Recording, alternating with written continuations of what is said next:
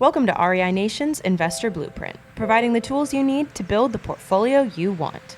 On this episode, we're sharing tips and trends for investing in Tennessee. With property prices on the rise, yet still below national averages, the housing market in the volunteer state is great for investors looking for appreciation.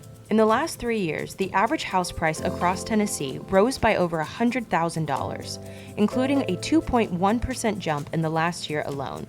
The sale-to-list price also remains strong at 98%, meaning only 2% of homes sold under the asking price. Demand for housing will continue to rise as populations continue to grow across Tennessee. That means that prices will also keep increasing, though likely not as drastically as we've seen in the past 3 years. Investors should not be scared to jump in alongside other Tennessee homebuyers. Be sure to ask our team why Memphis remains one of our most popular markets. And if you enjoyed this Investor Blueprint, be sure to like this video and follow and subscribe to our channel for more content.